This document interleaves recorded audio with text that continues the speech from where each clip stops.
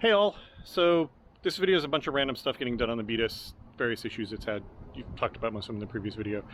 But I filmed this over several days because between scheduling and how bloody hot it's been, I've just been kind of working on it whenever I get a chance. But yeah, just enjoy. Alright, let's see if we can make this bumper look a little bit better. I've got the trim piece that goes here, but it won't fit in while the bumper's cracked. So I have no idea what's back here. I know there's a possible hole, but I hate duct tape, so I'm going to see what I can do to do something there.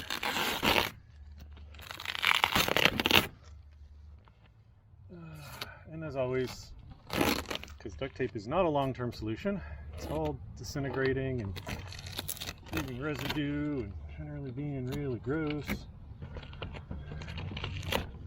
All right.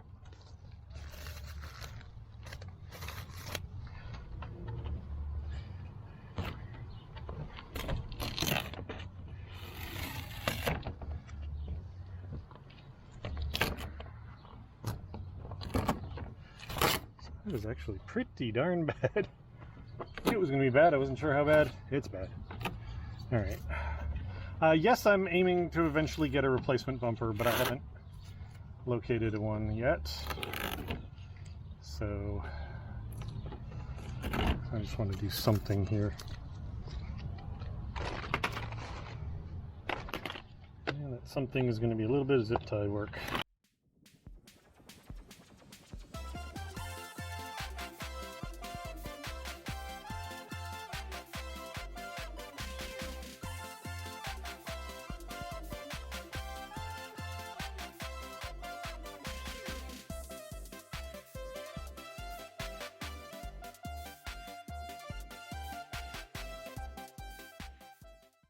So basically this is what I'm going to be doing. I'm going to be stitching it together with zip ties, seeing how cohesive I can get it, and then kind of moving forward from there. The end of the bar is crunched in here as well. The story I got was that somebody backed into it with a hitch ball, which based on the damage I'd say is pretty reasonable. I don't know for sure that's what happened, but that's not a reasonable thing to have caused the damage I see. Just barely clipped the inside of the bar. So yeah, I'm going to stitch this all together, see what I got. I need it to get together enough that I can get that piece to fit in here and lock into all the tabs, which is going to include removing one broken tab that's still in there.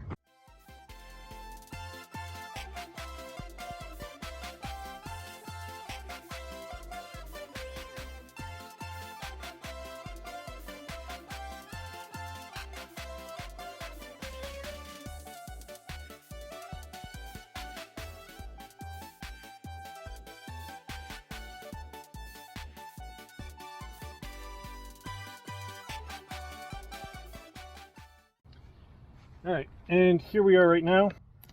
I have this all stitched back together as much as I can. Obviously, there's not really anything I can do about that spot.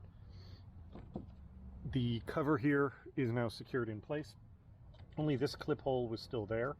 So this end back here is just kind of floating, but it's got a zip tie over here and it's got a zip tie over here to keep it in place. This is all much more solid now, just because before the bumper was from here all the way down, the bumper was completely split as two pieces. So it was very sort of floppy. It's got a lot more structure in it. I've just smeared it with Goo Gone. Unfortunately, the sprayer on this is dead, which is why I was smearing it on. I'm trying to get the worst of the dried duct tape off, but I suspect that's going to be a problem. I'm probably going to have to resort to the caramel wheel to get that off. I hate duct tape, and I hate duct tape residue. I want this to all be gone. All right, and there we go. With all the duct tape removed, I went over it with the caramel wheel to get the worst of it off. Kind of, most of what it did was it softened the hardened stuff back up and smeared it so that the Goo Gone could then wipe it off. And I was able to get 95% off. There's little bits here and there. If I really cared, I could go through, but since it's a damaged bumper, I'm not going to obsess over every tiny little bit. But it definitely shrank the area that looks fucked up, because remember, the tape was way out. The tape was out past all of these cracks and out way over here. So now, you know, basically this is the area that looks really messed up instead of this whole huge area. And yeah, just need to cover that with something and it'll be vastly improved. It'll also be more solid because it's no longer cracked in half. So here's the final for now fix. I ended up just using some aluminum tape to take care of the gaping hole. Unlike the duct tape, it's not going to get all gross and fall off. So it'll do the job for now until I find another bumper for that. Hey all, I'm not feeling well, so I'm not going to film a full video. I got the additional parts for the Beatus, the oil pan, the muffler, that kind of thing. So we're working on putting them in right now, but I'm just not up to filming. So I will show you the anything that seems relevant, and then I'll catch up with you. All right, so this is the oil pan that came off, and this is the new oil pan. You can see kind of how much capacity it had lost due to being smashed upwards. Fortunately, it didn't manage to miss the oil pickup, which I'm eternally grateful for. It also wasn't jamming the dipstick.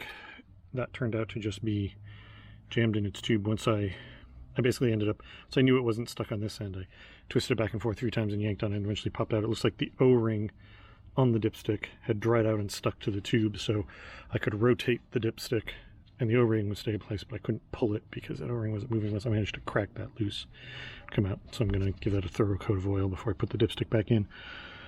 But so this needs to be RTV'd in place. I'm actually really impressed. The Felpro gasket set comes with the correct gray RTV silicone and plenty of it.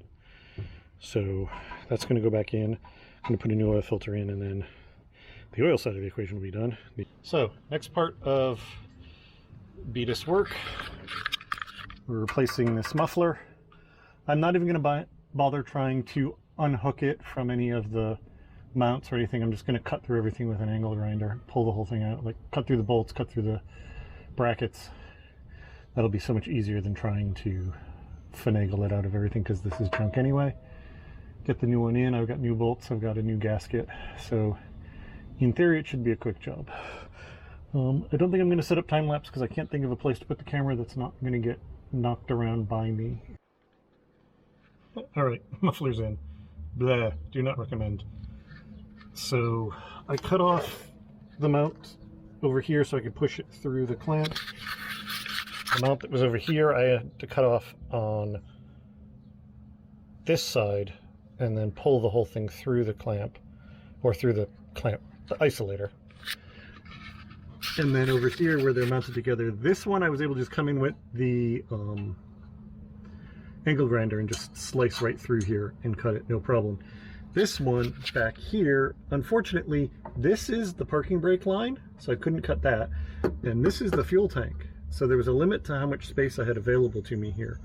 And then ended up taking several tries before I could cut this one, and in the process, I nicked the pipe itself right here. So I had to weld up the slice I put in it. But I did get, once I got it apart, putting this all back together was not a big deal. This is all sold, it all should be fine.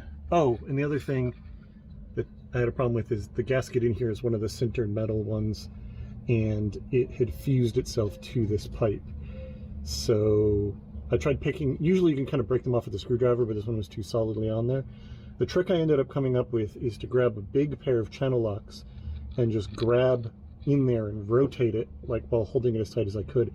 And that kind of, the teeth would grab into the clamp and sort of peel sections of it off, and that was how I was able to eventually get this clean enough that I could get a new gasket on it. But that should be fine, and this new pipe that I put in here is stainless steel, so this should last a good long while.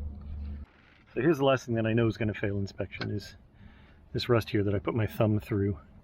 I was poking at it earlier, so I'm just going to kind of cut this section out, weld the plate in.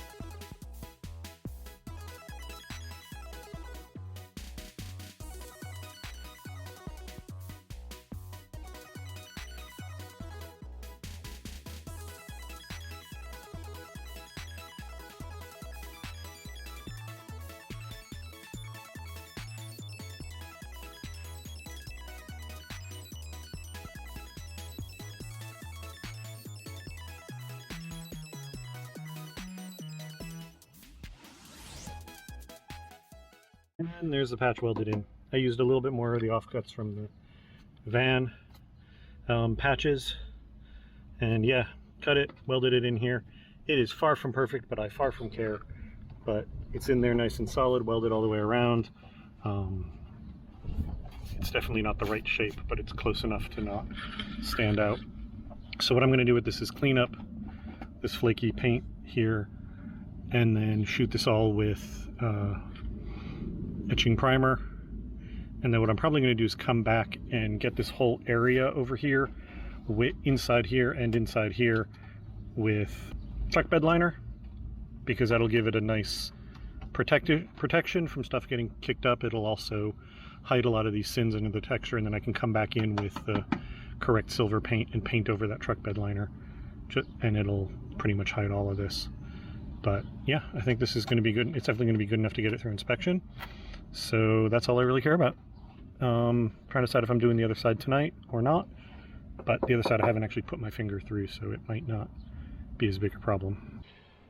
All right, so I am done for the evening. I ended up doing the other side as well because I went over there and poked it with the screwdriver and it went through, so I was like, screw it, I'm gonna get it done. It was a much smaller patch. It's probably about half the size of the other one. I just did it. So at this point, theoretically, this is ready for inspection.